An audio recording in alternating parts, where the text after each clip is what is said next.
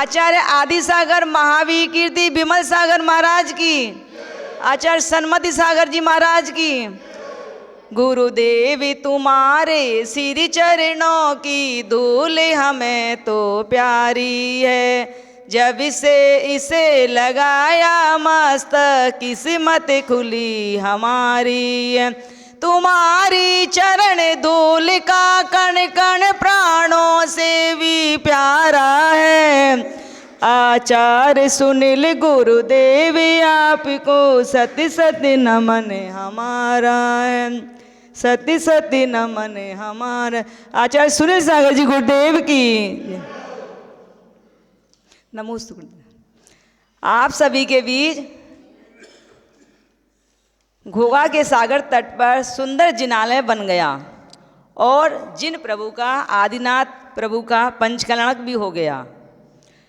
पंचकल्याणक प्रतिष्ठा के बाद प्रतिमा विराजमान करते ही मंदिर पूजनीय हो जाता है। वैसे ही रत्नत्रय से युक्त आत्मा जिस शरीर में विराजमान होती है वह शरीर भी वंदनीय पूजनीय हो जाता है, इसलिए उनके चरण छुए जाते हैं। कई लोगों के मन में जिज्ञासा होती है कि पंचम काल में मोक्ष का द्वार तो बंद है, फिर उसे पाने की इतनी कड़ी साधना क्यों? तो गुरुदेव कहते हैं इस पंचम काल में मोक्ष का द्वार तो बंद है, लेकिन मोक्ष का मार्ग बंद नहीं है। आत्म साधक मार्ग पर चलकर मंजिल की दूरी कम करने का पुरुषार्थ करते हैं, ताकि जब भी द्वार खुले चतुर्थ काल आए तो सबसे पहले मुक्ति का नंबर लग सके। जैसे किसी नगर में पानी की कमी आती है और नल भी एक दो होते हैं तो सूचना कर दी जाती है कि आज प्रातः 6 बजे से 8 बजे तक ही नल से पानी दिया जाएगा। तो लोग पानी की आकांक्षा से नल के नीचे अपने अपने पात्र लेकर 5 बजे ही खड़े हो जाते हैं। क्यों? क्योंकि 6 बजे जैसे ही पानी आएगा तो पहले पहुंचने वाले का पात्र पहले भरेगा, समय का इंतजार करने वाला प्यासा ही खड़ा रह जाएगा। यह साधना मुक्ति पाने का मंगल पुरुषार्थ है। और एक बार यह जीव मुक्ति को पा जाता है तो फिर वह इस संसार में लौटकर नहीं आता।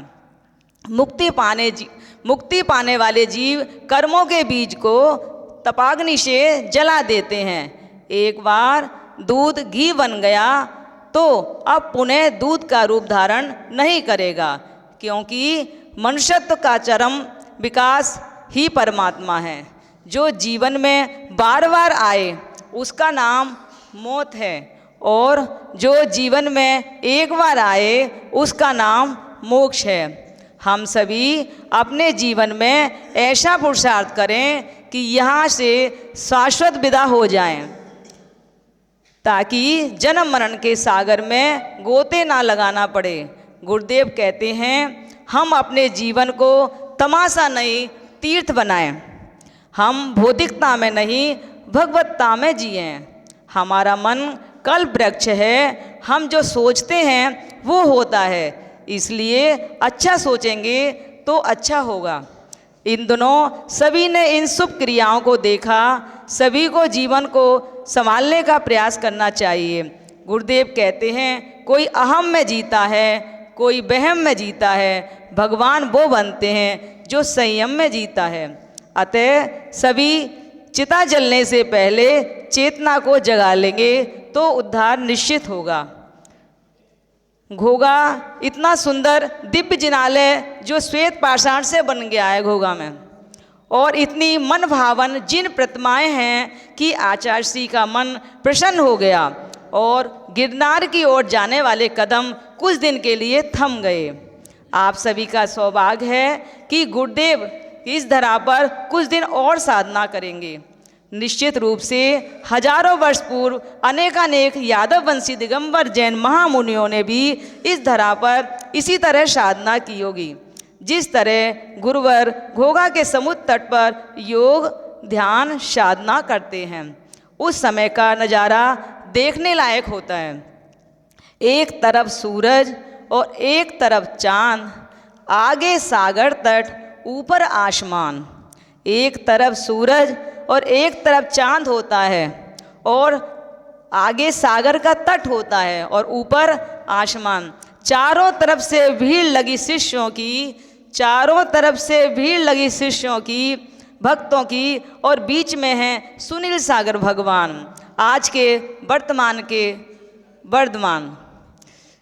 जिस टाइम हम आचार्य श्री सागर तट पर साधना के लिए गए थे, तो आचार्य श्री शिला पर बैठे हुए थे, तो वहाँ पर पानी था, लेकिन जैसे ही आचार्य श्री, पानी थोड़ा दूर था, आचार्य श्री बैठे तो उसी शिला उसके पास आ गया। आचार्य श्री खड़े हुए, फिर भी अपना पानी ने सबसे पहले पाद प्रक्षालन किया। आचार्य श्री का 15वां क्या था, पट्टाचार पधारो दिवस था, तो सबसे पहले आचार्य श्री का समुद्र ने ही पाद प्रक्षालन किया था।